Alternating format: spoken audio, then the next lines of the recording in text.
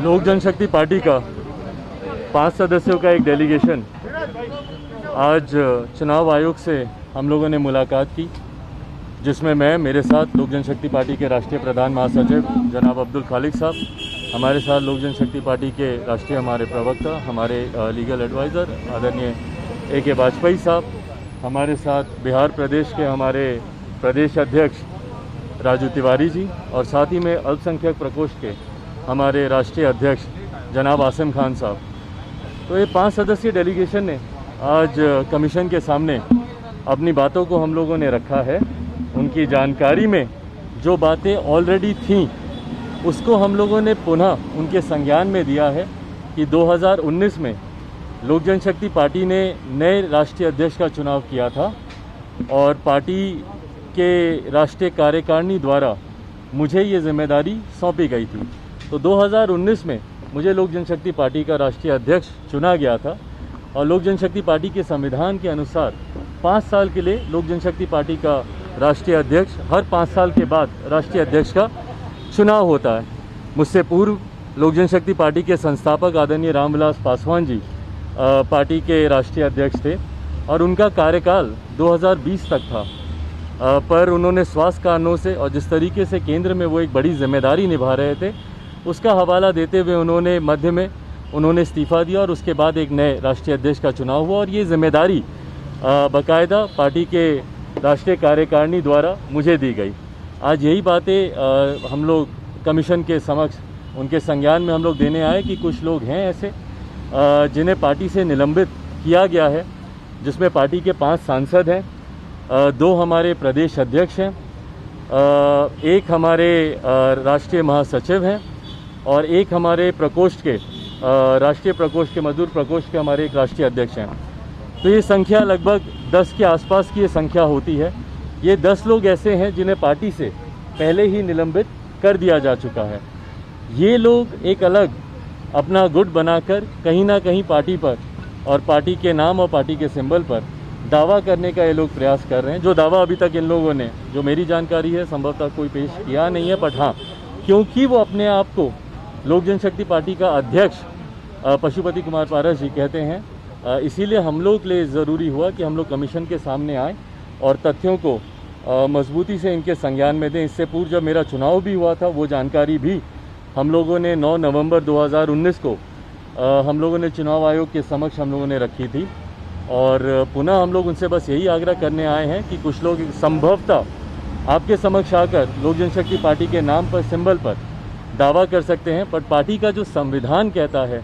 और उस संवैधानिक प्रक्रिया के अनुसार जो राष्ट्रीय अध्यक्ष का चुनाव 2019 में हुआ था और मुझे जिम्मेदारी दी गई थी, इस जिम्मेदारी के तहत आज भी मैं लोक जनशक्ति पार्टी का अध्यक्ष हूं और पार्टी की पूरी जिम्मेदारी और पार्टी की पूरी कार्यकारिणी मजबूती से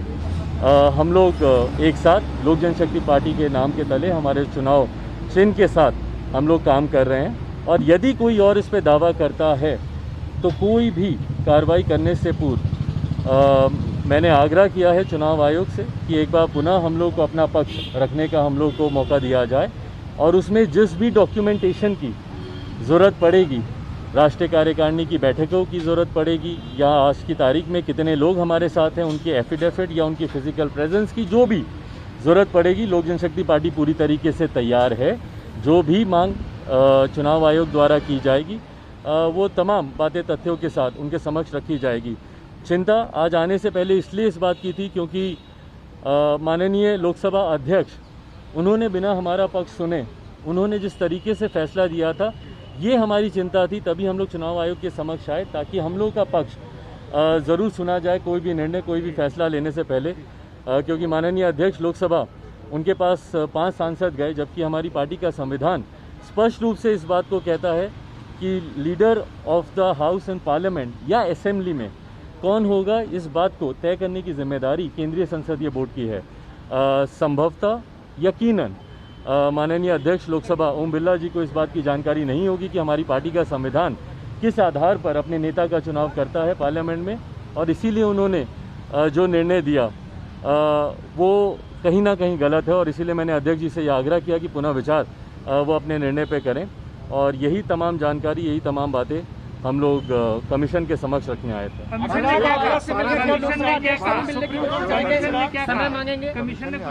बिल्कुल, कमीशन ने 100% हम लोग को अश्योर किया। उन्होंने पूरी तरीके से उन्होंने अश्योर किया। देखिए, कहीं ना कहीं बातें बहुत ही प्रत्यक्ष रूप से स्पष्ट भी हैं,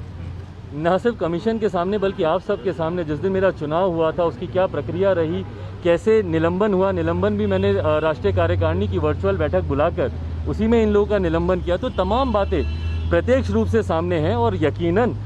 कमीशन भी इन बातों को जानता है। इसीलिए उनकी तरफ से पूरी तरीके से 100% यह आश्वासन मिला है कि यदि ऐसा कोई दावा पेश किसी और के द्वारा किया जाता है तो हम लोग को पूरा मौका दिया जाएगा अपनी बातों को तथ्यों के साथ। अभी थोड़ी देर पहले भारत जी के लोग आए थे, उन्होंने कहा कार्यकारिणी की कल बैठक हुई, 75% लोग वहाँ मौजूद थे और उन्होंने कार्यकारिणी के 75% लोगों ने भारत जी को अध्यक्ष चुना है। नाम बता दें किन कौन कौन लोग थे कार्यकारिणी के,